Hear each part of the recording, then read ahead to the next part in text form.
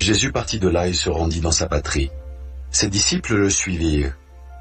Quand le sabbat fut venu, il se mit à enseigner dans la synagogue. Beaucoup de gens qui l'entendirent étaient étonnés et disaient: D'où lui viennent ces choses? Quelle est cette sagesse qui lui a été donnée? Et comment de tels miracles se font-ils par ses mains? N'est-ce pas le charpentier, le fils de Marie, le frère de Jacques, de Joseph, de Jude et de Simon? Et ses sœurs ne sont-elles pas parmi nous? Et il était pour eux une occasion de chute.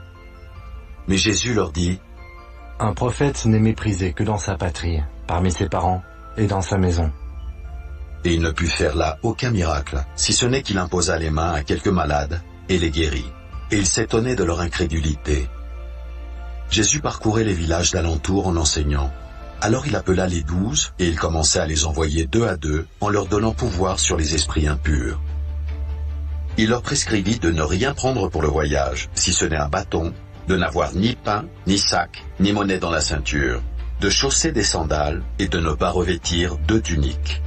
Puis il leur dit: Dans quelque maison que vous entriez, restez-y jusqu'à ce que vous partiez de ce lieu. Et s'il y a quelque part des gens qui ne vous reçoivent, ni ne vous écoutent, retirez-vous de là. Et secouez la poussière de vos pieds, afin que cela leur serve de témoignage. Ils partirent et ils prêchèrent la repentance. Ils chassaient beaucoup de démons et ils oignaient d'huile beaucoup de malades et les guérissaient. Le roi Hérode entendit parler de Jésus, dont le nom était devenu célèbre. Et il dit: Jean-Baptiste est ressuscité des morts, et c'est pour cela qu'il se fait par lui des miracles. D'autres disaient: C'est Élie. Et d'autres disaient: C'est un prophète comme l'un des prophètes. Mais Hérode, en apprenant cela, disait: Ce Jean que j'ai fait décapiter, c'est lui qui est ressuscité. Car Hérode lui-même avait fait arrêter Jean et l'avait fait lier en prison à cause d'Hérodias, femme de Philippe son frère, parce qu'il l'avait épousée et que Jean lui disait: Il ne t'est pas permis d'avoir la femme de ton frère. Hérodias était irritée contre Jean et voulait le faire mourir. Mais elle ne le pouvait, car Hérode craignait Jean, le connaissant pour un homme juste et saint.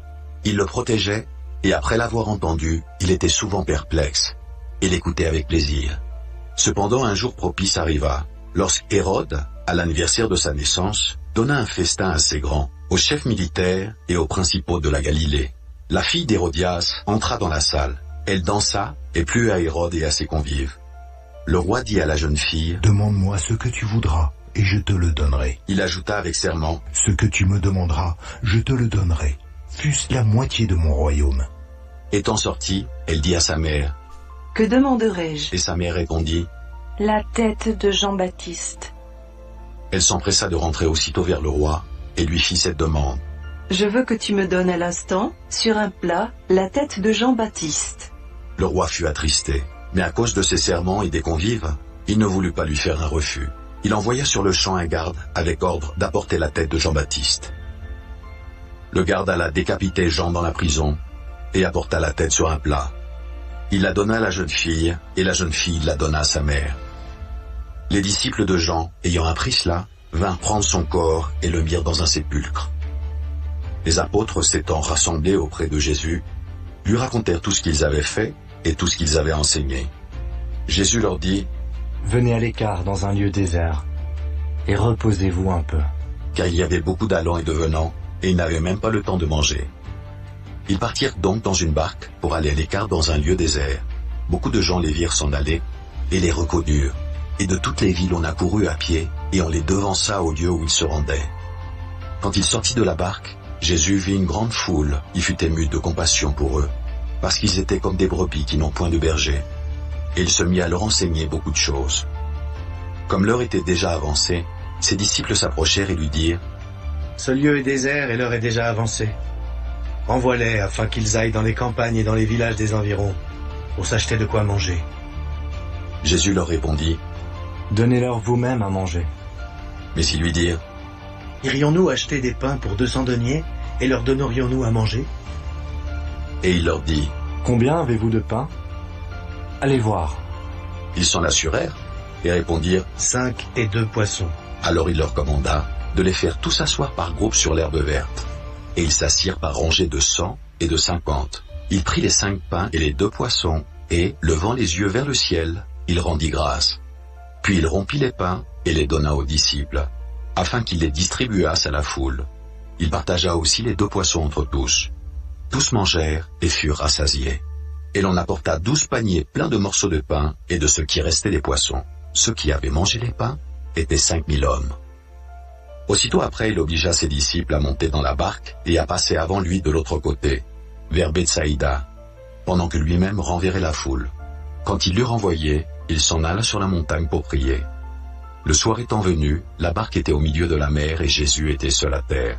Il vit qu'ils avaient beaucoup de peine à ramer, car le vent leur était contraire. À la 4e veille de la nuit environ, il alla vers eux, marchant sur la mer, et il voulait les dépasser. Quand ils le virent marcher sur la mer, ils crurent que c'était un fantôme, et ils poussèrent des cris, car ils le voyaient tous, et ils étaient troublés.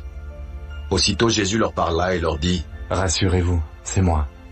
N'ayez pas peur. » Puis il monta vers eux, dans la barque, et le vent cessa. Ils furent en eux-mêmes, tous stupéfaits et remplis d'étonnement, car ils n'avaient pas compris le miracle des pains, parce que leur cœur était endurci. Après avoir traversé la mer, ils vinrent dans le pays de Génésaret.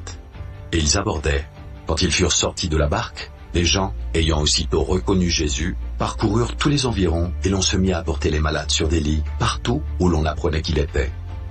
En quelque lieu qu'il arriva, dans les villages, dans les villes ou dans les campagnes, on mettait les malades sur les places publiques, et on le priait de leur permettre seulement de toucher le bord de son vêtement. Et tous ceux qui le touchaient étaient guéris.